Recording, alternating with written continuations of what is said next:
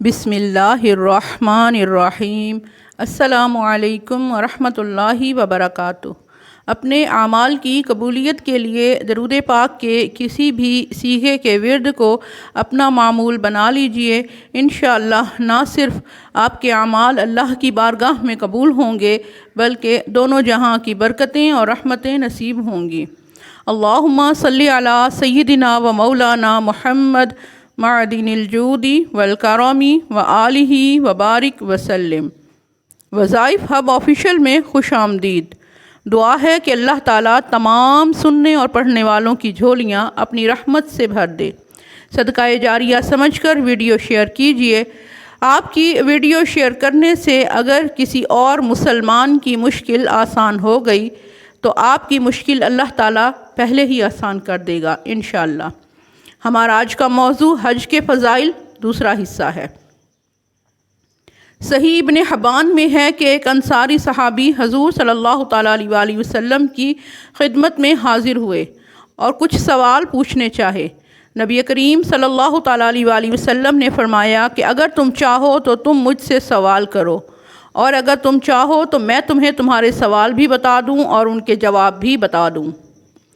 انصاری نے عرض کی کہ یا رسول اللہ صلی اللہ علیہ وآلہ وسلم، آپ ہی ارشاد فرمائیے کہ میں کیا پوچھنے آیا ہوں۔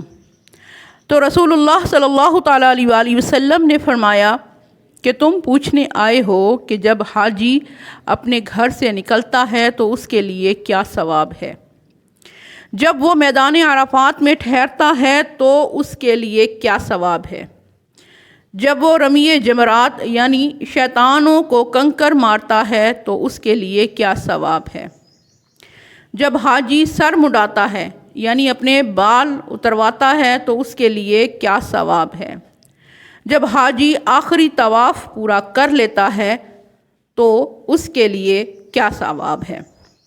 انصاری صحابی رضی اللہ عنہ نے عرض کی کہ یا رسول اللہ صلی اللہ تعالیٰ علیہ وآلہ وسلم، بے شک اس اللہ کی قسم کہ جس نے آپ صلی اللہ تعالیٰ علیہ وآلہ وسلم کو سچا نبی بنا کر بھیجا، آپ نے میرے سارے سوال درست ارشاد فرمائے ہیں۔ آپ صلی اللہ تعالیٰ علیہ وآلہ وسلم اب ان کے جوابات بھی بتا دیجئے۔ تو رسول اللہ صلی اللہ تعالیٰ علیہ وآلہ وسلم نے فرمایا کہ جب حاجی اپنے گھر سے نکلتا ہے تو اس کی سواری کے ہر قدم کے بدلے میں اس کے لیے ایک نیکی لکھی جاتی ہے اور اس کا ایک گناہ معاف کر دیا جاتا ہے۔ جب وہ میدان عرفات میں ٹھہرتا ہے تو اللہ پاک اپنی شان کے لائق آسمانی دنیا پر تجلی فرماتا ہے اور فرماتا ہے کہ اے فرشتوں، گواہ ہو جاؤ کہ میں نے ان کے گناہ معاف کر دیے، اگرچہ بارش کے قطروں اور ریت کے ذروں کے برابر ہی کیوں نہ ہوں۔ رسول اللہ صلی اللہ تعالیٰ علیہ وآلہ وسلم نے مزید فرمایا کہ جب حاجی رمی جمرات کرتا ہے یعنی شیطانوں کو کنکر مارتا ہے تو قیامت تک اس کا ثواب کوئی نہیں جان سکتا۔ جب وہ اپنا سر منڈواتا ہے یعنی اپنے سر کے بال اترواتا ہے تو اس کے سر سے گرنے والے ہر بال کے بدلے میں قیامت کے دن ایک نور ہوگا۔ اور جب حاجی خانہ کعبہ کا آخری طواف کرتا ہے تو وہ گناہوں سے ایسے پاک ہو جاتا ہے جیسا اس دن تھا کہ جب اس کی ماں نے اسے جنم دیا تھا۔ آخری طواف سے مراد جسے طواف وداع کہا جاتا ہے۔ القراء میں ہے کہ حضرت ابو ذر غفاری رضی اللہ عنہ فرماتے ہیں کہ ان کے پاس ایک جماعت گزری یعنی کچھ لوگ گزرے۔ آپ رضی اللہ عنہ نے پوچھا کہ کہاں سے آ رہے ہو؟ انہوں نے کہا کہ مکہ مکرمہ سے۔ فرمایا کیا حج کے لیے گئے تھے؟ انہوں نے عرض کیا کہ جی ہاں۔ پھر حضرت ابو ذر غفاری رضی اللہ عنہ نے پوچھا کیا تجارت اور خرید و فروخت بھی کرنی تھی تم نے وہاں، یا صرف حج کے لیے گئے تھے؟ تو انہوں نے جواب دیا کہ ہم صرف حج کے لیے ہی گئے تھے۔ تو آپ رضی اللہ عنہ نے فرمایا کہ گزشتہ گناہوں کی تلافی کا ذریعہ یہی حج بنے گا، یعنی تمہارے تمام پچھلے گناہ معاف کر دیے گئے۔ حضرت ابراہیم علیہ السلام نے اللہ کی بارگاہ میں عرض کی کہ اے اللہ، امت محمدی صلی اللہ تعالیٰ علیہ وسلم میں جتنے بوڑھے اس بیت اللہ کا حج کریں گے ان کے بارے میں میری شفاعت قبول فرما۔ اور حضرت اسماعیل علیہ السلام نے عرض کی کہ اے اللہ، امت محمدیہ صلی اللہ تعالیٰ علیہ وسلم میں جتنے جوان اس گھر کا حج کریں گے ان کے بارے میں میری شفاعت قبول فرما۔ حضرت اسحاق علیہ السلام نے عرض کیا تھا کہ اے اللہ، امت محمدی صلی اللہ تعالیٰ علیہ وسلم میں جتنے ادھیڑ یعنی درمیانی عمر کے لوگ اس اللہ کے تیرے اس گھر کا حج کریں گے تو ان کے بارے میں میری شفاعت قبول فرما۔ حضرت سارہ رضی اللہ عنہا نے عرض کیا تھا کہ یا اللہ، امت محمدیہ صلی اللہ تعالیٰ علیہ وسلم سے جتنی عورتیں اس گھر کا حج کریں گی ان کے لیے میری شفاعت کو قبول فرما۔ حضرت حاجرہ علیہ السلام نے عرض کیا کہ اے اللہ، کہ امت محمدی صلی اللہ تعالیٰ علیہ وسلم میں سے جتنے غلام اور لونڈیاں یعنی کنیزیں اس گھر کا حج کریں گی ان کے بارے میں میری شفاعت قبول فرما۔ اخبار مکہ میں ہے کہ محمد بن منقدر رضی اللہ عنہ سے روایت ہے کہ آسمان سے زمین پر اترنے کے بعد سب سے پہلا کام اور عمل جو حضرت آدم علیہ السلام نے کیا تھا وہ خانہ کعبہ کا طواف تھا۔ طواف کے بعد ان کی ملاقات فرشتوں سے ہوئی تو فرشتوں نے حضرت آدم علیہ السلام کو دعا دی کہ اے آدم علیہ السلام، تمہیں حج مبرور نصیب ہو۔ حج مبرور کی تعریف کہ حج مبرور ہے کیا؟ حج مبرور وہ حج ہے جس میں حج کے تمام مسائل اور اس کے مناسک پر پورے طریقے سے عمل کیا گیا ہو، مکمل طور پر اسے ادا کیا گیا ہو۔ یہ اس وقت ہوگا جب حج کی ادائیگی شریعت اور سنت رسول صلی اللہ تعالیٰ علیہ وسلم کی روشنی میں ہوگی۔ اپنی من مانی رخصتوں اور اپنے من کی مرادوں کے مطابق اگر کیا اور خلاف سنت گئے تو یہ حج مبرور نہیں ہوگا۔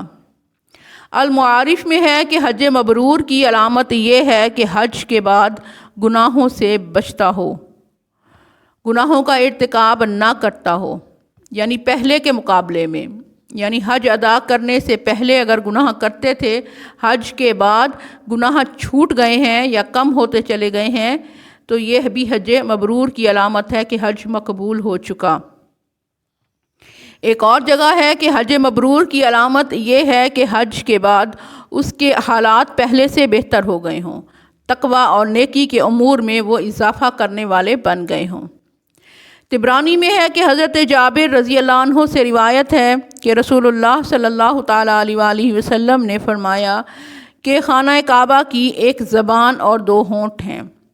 اس نے شکایت کی اور کہا کہ اے میرے رب، میرے پاس آنے والے اور زیارت کرنے والے کم ہیں، تو اللہ پاک نے وحی بھیجی کہ میں وہ انسان پیدا کروں گا جو بہت ہی خشوع کرنے والے، سجدہ کرنے والے ہوں گے، اور تم سے ایسا عشق اور محبت رکھیں گے جیسا کہ کبوتر اپنے انڈے سے رکھتا ہے۔ اخبار مکہ میں حضرت ابو ہریرہ رضی اللہ عنہ سے روایت ہے کہ جب حضرت آدم علیہ السلام نے حج کیا اور حج کے مناسک کو پورا کیا تو اللہ پاک سے عرض کی کہ اے میرے رب، ہر عمل اور ہر کام کے لیے اجرت ہوتی ہے، تو ہمیں حج ادا کرنے پر کیا عطا فرمائے گا؟ اللہ پاک نے فرمایا کہ اے آدم، رہی تمہاری بات تو میں نے تمہاری مغفرت کر دی، اور تمہاری اولاد میں سے جو اس گھر کی زیارت یعنی حج یا عمرہ کرے گا میں اس کی بھی مغفرت کر دوں گا۔ بزار اور ترغیب میں حضرت جابر رضی اللہ عنہ سے روایت ہے کہ رسول اکرم صلی اللہ تعالیٰ علیہ وسلم نے فرمایا کہ حج کرنے والے اور عمرہ کرنے والے اللہ کے وافد یعنی خصوصی مہمان ہوتے ہیں، ان کی دعا قبول ہوتی ہے، ان کا سوال پورا ہوتا ہے۔ ابن عبد الرزاق میں ہے کہ سعید بن جبیر رضی اللہ عنہ نے فرمایا کہ حج یا عمرہ جس نے جس مقصد کے لیے کیا، خواہ وہ دنیا کے لیے ہو یا آخرت کے لیے کیا ہو، اسے ضرور ملے گا۔ القرآن میں ہے کہ حضرت علی کرم اللہ وجہ الکریم سے روایت ہے کہ رسول اکرم صلی اللہ تعالیٰ علیہ وآلہ وسلم نے فرمایا کہ جو شخص دنیا و آخرت کا کوئی مطلب اور مراد رکھتا ہو دل میں اور وہ خانہ کعبہ کا ارادہ کرے یعنی حج یا عمرہ کرنے کے لیے جائے تو بندہ اللہ تعالیٰ سے دنیا کی جس چیز کا سوال کرتا ہے اللہ تعالیٰ اسے عطا فرما دیتا ہے، اور جو آخرت کا سوال کرتا ہے اللہ تعالیٰ اس کا ذخیرہ بنا کر اسے دکھا دیتا ہے۔ یعنی حج یا عمرہ کے لیے منت مانی جائے کہ ہم جب اللہ نصیب کرے کسی کو وہ جائیں اور وہاں جا کر منت مان لیں، جیسا کہ آج کل اکثر لوگ جو بے اولاد ہوتے ہیں وہ عمرہ ادا کرنے جاتے ہیں یا حج ادا کرنے جاتے ہیں کہ اللہ تعالیٰ ہمیں اس کے صدقے میں اولاد نصیب کر دے، تو یہ منت درست ہے اور یہ اللہ تعالیٰ قبول فرماتا ہے۔ اسی طرح دنیا کے باقی معاملات میں بھی ہوتا ہے۔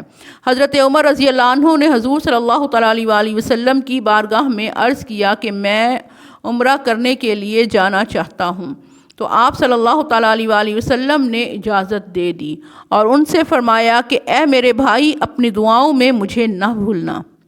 اس حدیث پاک کے بارے میں علماء کرام فرماتے ہیں کہ حضور صلی اللہ تعالیٰ علیہ وآلہ وسلم نبی ہیں اور حضرت عمر رضی اللہ عنہ ان کے امتی ہیں، مگر امت کی ترغیب دلانے کے لیے آپ صلی اللہ تعالیٰ علیہ وآلہ وسلم نے یہ فرمایا ہے کہ حج پر جانے والے سے دعا کی درخواست ضرور کریں، اور یہ بھی معلوم ہوا کہ چھوٹا ہو یا بڑا ہر مسلمان سے دعا کی درخواست کرنی چاہیے۔ کب کس کی کہاں دعا قبول ہو جائے اللہ جانتا ہے۔ سلسلہ حج کے فضائل جاری ہے۔ اللہم صلی علی سیدنا و مولانا محمد معدن الجود والکرم و آلہ و بارک وسلم۔